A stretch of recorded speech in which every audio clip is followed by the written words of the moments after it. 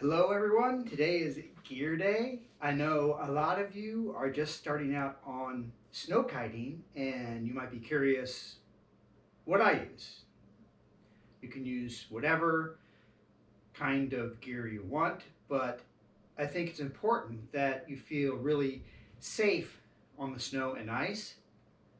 And the safer you feel, the more you can throw down and the more fun it is. So you can have more gear than me or less gear, but this is what I use. The first layer here is Under Armour 4.0, and you can't get these on sale. They're $60 for a top, $60 for a bottom. Under Armour socks. Now let's go to the next layer. Next layer is your thermals.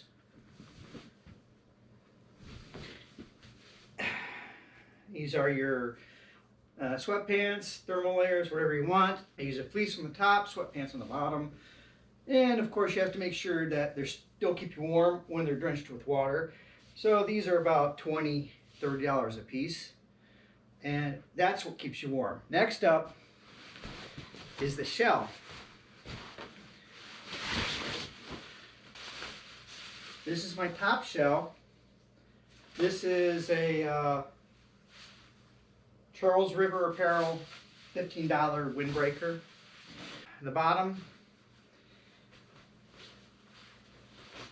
polyester pants. Is about $10 for these, and I've completely ripped these up and resewn them several times.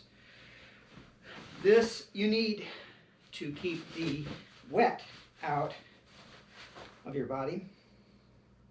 You can use whatever you want, $100, $200. I use these. Next up, triple weight knee pads. These are around $30. Now, even when it's really deep snow, I always wear the knee pads. The reason is so that I'm not afraid to do whatever tricks I want to do. A lot of people ride without knee pads, but then you're just going back and forth, you're not doing anything. So put on the gear. I wish I could wear all the gear I use on the ski slope without people laughing at me. But you want them outside your pants because the pants will rip. Next up, hockey pants is about $200.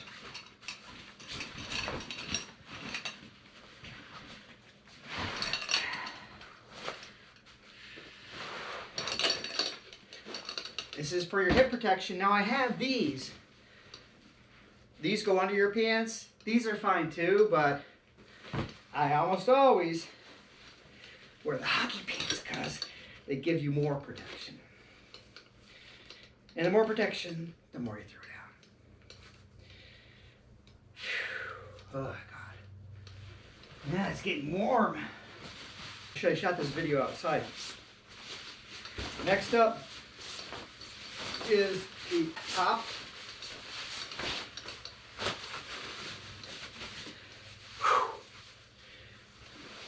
And triple weight elbow pads. I don't use wrist guards because I never fall on my hands. But if you tend to fall on your hands, wrist guards are good. You want the wrist guards that go outside your gloves, so you may have to size them, you know, 1 or 2 sizes large so they fit properly. You don't want them inside because it's really uncomfortable. All right. Of course, a helmet and goggles. So before you put the helmet on, you need the balaclava, and I switched to using balaclavas a while ago, and the reason for it is this. The balaclava, you can be full up like this and have full protection like this and not have any skin showing at all. So that's great, but if you get too hot, you can pull it down and breathe a little bit and cool off a little bit. So balaclavas, my preferred method of keeping my head warm. Last up is cheap thermal gloves. These are about $20. I never get too expensive gloves because I go through them pretty quick. I mean, you can see they get torn up, so I don't get expensive gloves. And that's it for the thermal gear. Next, we'll move on to the variety of attack weapons for the snow. This is my double blade snowboard. Has blades here and here. This is good between pure ice and up to 3 inches of snow. Single best weapon you can use in really, really bad conditions. Next up, I have a regular snowboard. I get my snowboards used for about $50 because I tear them up. They don't last long. This is for anything 6 inches of snow or greater. Just rock and roll. This is the best. Next up, short skis. This is good for deeper snow, doing tricks and jumps, and a little bit of variety. And last up, long skis. Now you want to make sure you get 90s era skis. Don't get 2010s for snow kiting because you want the straight edge so you can edge hard. Kiteboarding, we're always on the edge. And also, the 80s, 90s era skis are super cheap, so you wear them out kiting because we put tremendous strain on the gear. This is good for pure ice, slushy conditions, and if you want to break a speed record, nothing beats the skis. They go really fast. Of course, the uncomfortable ski boots, and brand new, super comfy snowboarding boots. It's always more comfortable to snowboard than ski, mainly because the boots are so comfy.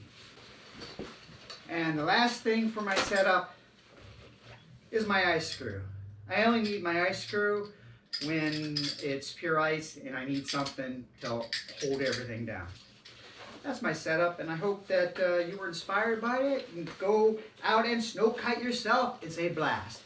So the whole set of equipment is going to be about as much as 3 days at Vail. So you can't get more enjoyment for the money than snow kiting.